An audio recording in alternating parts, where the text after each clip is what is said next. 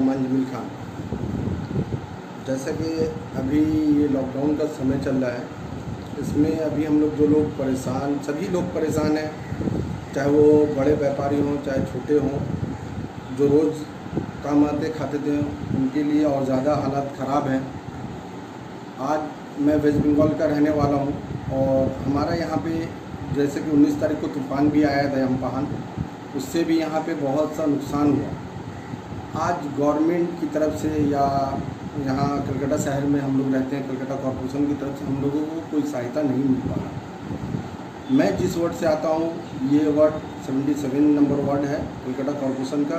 यहाँ की एमएलए मुख्यमंत्री खुद हैं, जिन्होंने एक बार भी ज़रूरी नहीं समझा कि वो अपने इस एरिए में आकर यहाँ के लोगों से मिलें, क्या परेशानी है उसको देखें। और सबसे ज़्यादा दुख की बात तो ये है कि हमारा ये एरिया ज़रा सा भी पानी यहाँ गिर जाए तो अगर 10 मिनट का बारिश हो तो 10 मिनट की बारिश में यहाँ पे आपको कम से कम 4 फुट तक पानी आपको मिलेगा। और ये पानी ऐसा नहीं कि 2 घंटा 4 घंटा में निकल जाए, बल्कि 2 दिन 4 दिन 6 दिन तक यहाँ पे रह जाता है। जैसे कि आपने अम्फान के वक्त भी देखा, बारिश हुई, वाकई ये कुदरत का चीज़ था, इसको हम लोग नहीं इनकार कर सकते हैं, मगर गवर्नमेंट टोटल इसमें फेलियर रही। आप हमारे Khidirpur area, Mominpur area, Iqbalpur area में तकरीबन 8-8 रोज़ तक पानी भरा रहा। घरों में इस कदर पानी भर गया था कि लोग को अपने घर छोड़कर दूसरे के घर पे जाके रहना पड़ा। जिस वक्त ये अम्फान हमारे यहाँ पे आया तूफ़ान, कबल उसके 4 दिन बाद ही हमारा एक त्यौहार था ईद।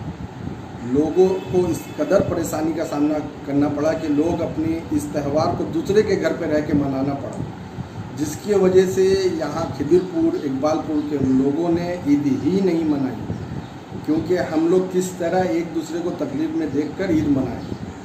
हम यहाँ के वज़ीर आला से मांग करते हैं कि ये आप ही का हल्का है। आप तो खुद विश्व बांग्ला को, पूरे बंगाल को विश्व बांग्ला बनाने चलिए, थोड़ा अपना एरिया को भी देख लें। ये आप ही का हल्का होता है, भवानीपुर असेंबली में आता है। आप कल को ही देख लीजिए, कल 15 मिनट की बारिश हुई, अभी तक कल से लेके बारिश का जो वक्त है अब तक 18 घंटा बीत चुका है, मगर आप देख लीजिए कि पानी अभी भी रोडों पे भरा हुआ है। न यहाँ पे कॉरपोरेशन का कोई पूछने वाला आता है, न यहाँ पे सरकार का कोई पूछने वाला आता है। इस पूरे लॉकडाउन में 77 नंबर वार्ड में आप किसी भी एरिए, किसी भी मोहल्ले में जाकर आप लोगों से पूछ लीजिए, आप किसी भी आदमी से पूछ लीजिए, हेल्थ डिपार्टमेंट का कोई भी आदमी उनके घर पहुँचा हो, कोई भी आदमी चाहे सरकार की तरफ से आया हो यहाँ हालचाल लेने।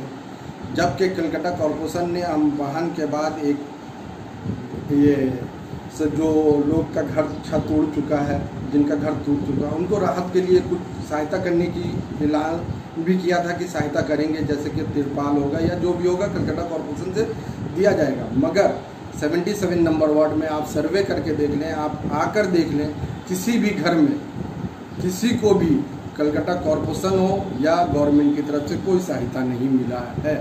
अभी लोग इतना परेशान है कि मतलब न उनके पास खाने को कुछ है, न काम काज है, न कुछ है। अभी जैसा कि आज से कुछ राहत मिलने की बात है, लॉकडाउन में अनलॉक 1 चालू हुआ है, मगर यहाँ पे तो लोग के पास न बिजनेस है न काम है। तो किस तरह कोई अगर दुकान में 4 लड़का लेके काम करता था, तो आज उसके पास ऐसा वक्त आ गया है कि वो 4 को हटा के वो खुद काम करेगा। तो इस तरह से हमारे यहाँ पे बेरोज़गारी भी बढ़ गई है। तो मैं अपील करता हूँ, बार बार अपील करता हूँ कि गवर्नमेंट से, कलकत्ता कॉरपोरेशन से, कि यहाँ पे लोगों को राहत पहुँचाई जाए।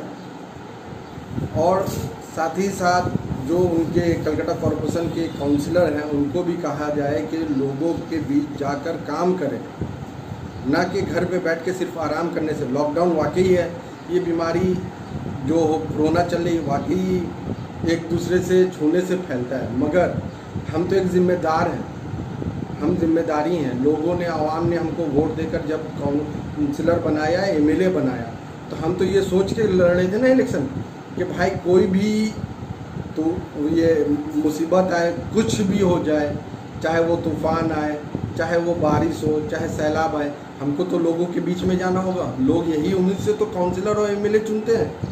अगर हम ही घर पे बैठ जाएं तो फिर फ़ायदा क्या? अगर आपसे वाकई आपको अपनी, हर किसी को अपनी जान की परवाह है, वाकई अगर यहाँ के काउंसिलरों को अपनी जान की परवाह है तो अब बिल्कुल होनी चाहिए। आप अपना रिज़ाइन दे दें, आप घर पे वाकई बैठ जाएं। बाकी दूसरे को जिनको चाहत होगी, जिनके अंदर ये सलाहियत होगी, जिनको लोग समझेंगे कि वो उनके बीच में जाकर, चाहे वो कोरोना का मामला हो, चाहे वो तूफ़ान का मामला हो, चाहे वो सैलाब का मामला हो, उनके बीच रहकर उनकी मुसीबत को अपना मुसीबत समझकर उनके साथ रहेंगे तो लोग फिर से आइंदा उनको चुनेंगे। अब मैं आइए यहाँ पे लोकल इश्यूज जैसे वाटर लॉगिंग का मामला चल रहा है, तो ये फिर मैं कह रहा हूँ कि यहाँ पे मेरा जो वार्ड है 77, यहाँ पे भवानीपुर असेंबली में आता है। यहाँ की एमएलए मुख्यमंत्री ममता बनर्जी जी हैं, और बगल में ही मेरा एक और एरिया है 78, वहाँ के एमएलए फरहद हकीम साहब हैं, जो कि अभी हमारे कलकत्ता कॉरपोरेशन के मेयर हैं। तो क्या इनके इतनी ताकत नहीं है कि आज इनको मेयर हुए 2 साल तकरीबन चल रहा है, क्या इनके अंदर इतनी सलाहियत नहीं है कि ये अपने एरिया, अपना जो इनका असेंबली है, वहाँ पे जो प्रॉब्लम है, जो वहाँ पे लोग मुसीबत से गुजर रहे हैं, बहुत बड़ा नहीं, एक वाटर लॉगिंग का मसला, इसको हल कर दें। क्या इनके अंदर इतनी सलाहियत नहीं है? अगर नहीं है तो आप वाकई मैं आपसे इस्तीफ़ा की मांग करता हूँ, आप रिज़ाइन दे दें, किसी ऐसे को बैठने दें जो ये प्रॉब्लम से हम लोगों को निजात दिला पाए। यहाँ पे हम लोग बहुत परेशान हो चुके हैं इस वाटर लॉगिंग से। बच्चों को स्कूल से आना जाना, बाज़ार जाना, मस्जिद में नमाज़ पढ़ना, मंदिर में पूजा करना, हर चीज़ में दुश्वारी है इस वाटर लॉगिंग की वजह से।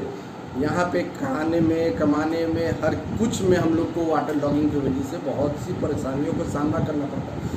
मैं आपसे फिर मांग करता हूँ, अपील करता हूँ कि आप ये वाटर लॉगिंग का मसला को सॉर्ट आउट कर दीजिए, सॉल्व कर दीजिए, और नहीं कर सकते हैं तो बराए मेहरबानी आप इस्तीफ़ा दे दीजिए। आपका ये बहुत बड़ा एहसान हम 77, 78 इंटायर खिदिरपुर, मोमिनपुर के लोगों पर होगा। आप खुद भी कांग्रेस के अक़लियती से जुड़े हुए हैं, तो बहुत सारे ऐसे मसाइल को देखते हुए आप लोगों का क्या एक्टिविटीज़ रहा है लॉकडाउन के दरमियान और अम्फान तूफ़ान के दरमियान में? जी, जैसा कि मैं साउथ कोलकाता जिला कांग्रेस माइनॉरिटी सेल का चेयरमैन 1 हूँ, मेरा नाम अरमान जमील खान। मैं स्टार्टिंग टू एंड, लॉकडाउन जब स्टार्ट हुआ तब से अब तक अल्लाह ने मुझको जो दिया, मैं अपनी पार्टी की तरफ से लोगों तक राशन पहुंचाता रहा।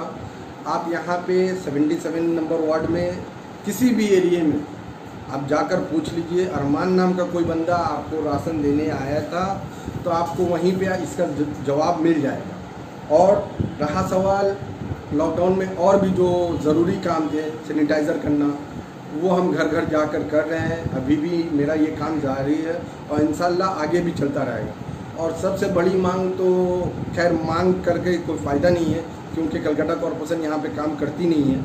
तो हम ही लोग खुद से फैसला लिए हैं, हम लोग सब, मेरी जितनी टीम के लोग हैं, मेरे जितने लोग हैं, सब ने, हम लोग ने खुद एक अपने आप से वादा किया है कि अपने यहाँ पे जो भी परेशानी होगी उस पर हम लोग सब मिलकर काम करेंगे। जैसे कि आप देखिए, आप वाटर लॉगिंग की वजह से यहाँ पे सब तरफ पानी जमा हुआ है, तो अब यहाँ पे मच्छर पैदा होंगे, जिसकी वजह से डेंगू, मलेरिया ये सब होगा। तो इंशाअल्लाह कल के बाद से हम लोग सब जगह ब्लीचिंग का भी काम चालू करेंगे। ब्लीचिंग और सैनिटाइज़र में हर एक एरिया मोहल्ले में जा के करूँगा, घर घर तक जाऊँगा जहाँ तक मैं पहुँच सकूँ। और मैं यहाँ के लोगों से भी कहूँगा कि आप लोग, मैं अरमान जमील खान आपके पास हूँ। आप लोगों को जिसको अपने घर में, एरिया में सैनिटाइज़र करवाना हो, चाहे ब्लीचिंग पाउडर करवाना हो, आप हमसे मिलें। ऐसे तो मैं हर जगह जा ही रहा हूँ, साउथ कोलकाता माइनॉरिटी कांग्रेस की तरफ से हर एक तरफ जा रहा हूँ।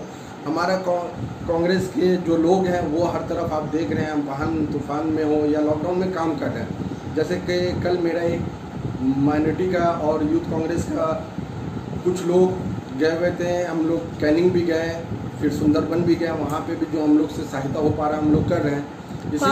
कांग्रेस के कोई बड़े नेता अब तक का तूफान या फिर लॉकडाउन के दरमियान नज़र नहीं आया काम करते वक्त, इस पर आपकी क्या राय है? कांग्रेस के बड़े नेता जो हैं, बड़े नेता ने काम किया है। ज़रूरी नहीं कि जो नेता बड़े हों वो लोग रोड पर उतर के ही काम करें, आखिर उन्हीं का निर्देश है तो हम लोग काम कर रहे हैं।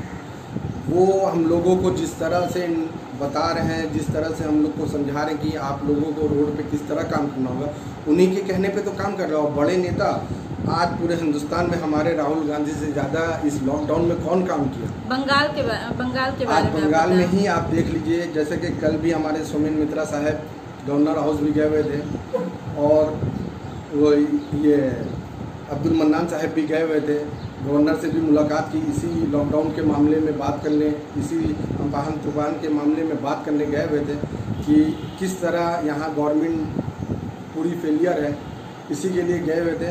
और वो रोड पे उतर के काम हम लोगों के ज़रिए करा रहे हैं। आखिर हम लोग जो काम कर रहे हैं उन्हीं के ज़रिए तो कर रहे हैं, उन्हीं के कहने पे तो हम लोग कर रहे हैं। बड़े नेता जो हैं हम लोगों के सभी रोड पे हैं, ग्राउंड पे हैं।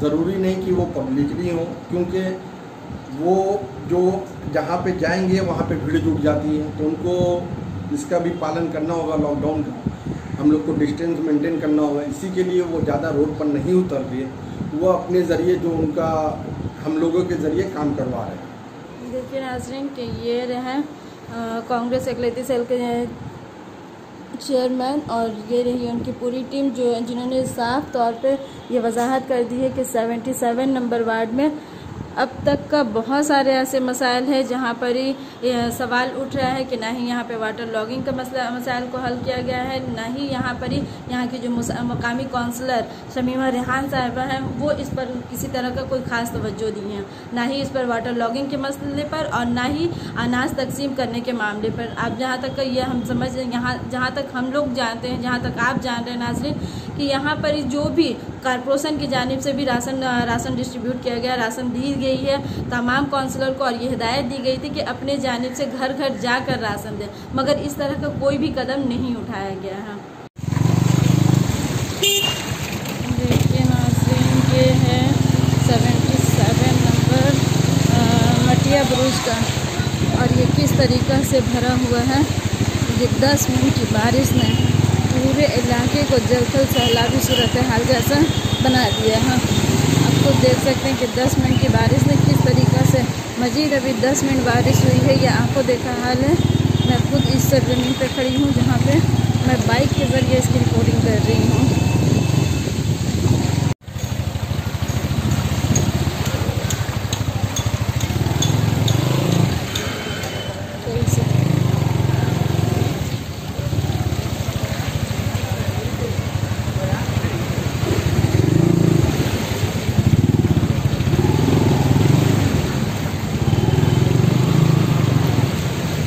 सियासी तकदीर यूट्यूब चैनल को सब्सक्राइब करें और बेल आइकन पर क्लिक करें ताकि आपको सबसे पहले खबरें मिलती रहें।